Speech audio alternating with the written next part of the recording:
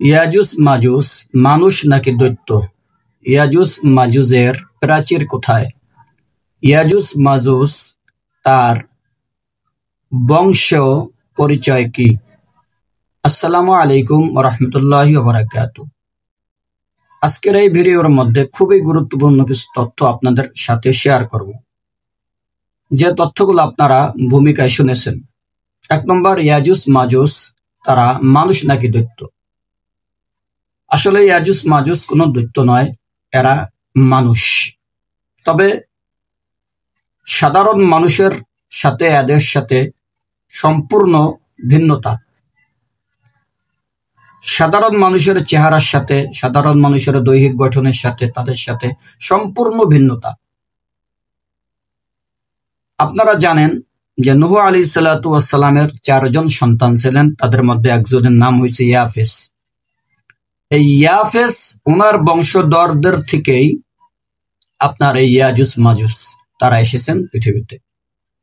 এই ইয়াজুজ মাজুজ সম্পর্কে কোরআনুল কারীমের মধ্যে আল্লাহ রাব্বুল আলামিন সূরা কাহাফের 94, 95, 96 নম্বর আয়াতের মধ্যে খুব সুন্দরভাবে বিস্তারিত করেছে।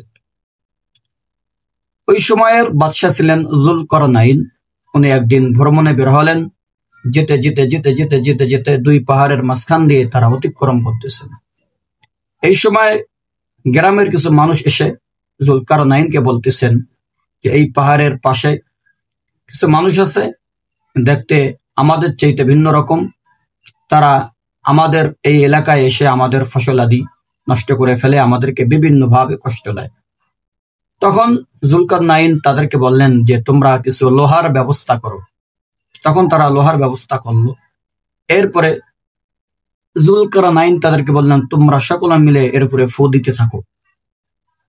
যুলকারনাইন সেই লোহাকে আগুনের মাধ্যমে গরম করলেন, তারা ফু দিতেছিল। এরপরে বললেন তোমরা কিছু তামার ব্যবস্থা করো।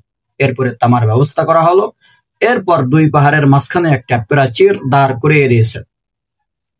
দাঁড় করিয়ে দেওয়ার পরে যুলকারনাইন বললেন এটা আল্লাহ তাআলার একটা রহমত, এটা আল্লাহ রাব্বুল আলামিন যখন ইচ্ছা, যখন চাবেন তখন সেটাকে উনি ভাঙবেন, এর আগে কেউ ভাঙতে পারবে না। তো আমরা জেনেছি বা আমরা যেটা শিখেছি সেটা হলো যে যুলকারনাইন বাদশাহ এই প্রাচীর দেওয়ার পরে আর কখনো তারা মানুষের পৃথিবীতে তারা আসতে পারবে না কিয়ামত পর্যন্ত। তারা আসার চেষ্টা করবে, অনেক ভাবে তারা এই প্রাচীর ভাঙার চেষ্টা করবে, কিন্তু তারা কোনোভাবেই সেই প্রাচীর ভাঙতে পারবে না।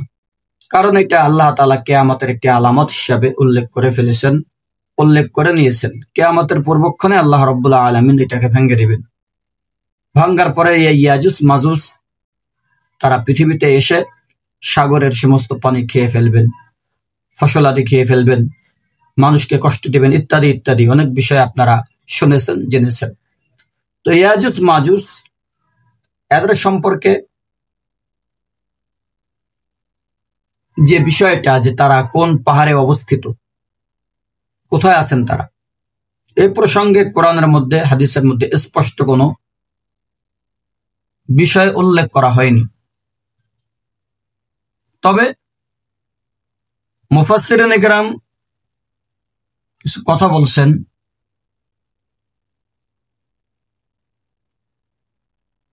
তো সেখানে এক একজনে এক একটা মত দিয়েছে।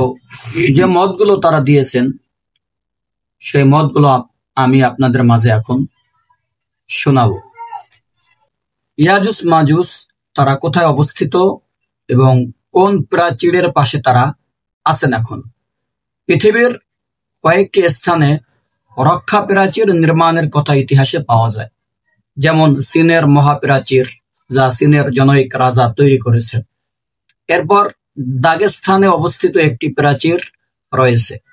আরেকটি প্রাচীর ককেশাস পর্বতমালার উচ্চভূমিতে অবস্থিত। শেষের 2টি প্রাচীরের ব্যাপারে অনেকে ধারণা করেন যে এর কোনো একটি যুলকারনাইনের তৈরিকৃত প্রাচীর হতে পারে।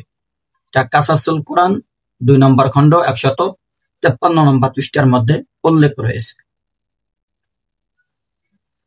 স্বাভাবিক প্রশ্ন হলো যে জুলকারনাইনের প্রাচীরটি যদি অস্তিত্বশীল থাকে, তাহলে তথ্য প্রযুক্তির এই যুগে যখন দুনিয়া হাতের মুঠোয়, আমরা তার সন্ধান পাই না কেন?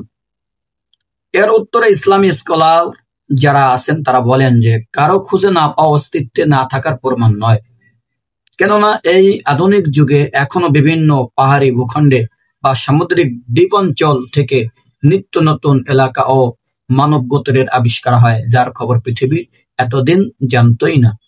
তাই হয়তো তাদের ভূখণ্ড বিশাল কোনো জলরাশি বা বরফ অঞ্চলের আড়ালে হওয়ায় আমরা খবর পাচ্ছি না। সুতরাং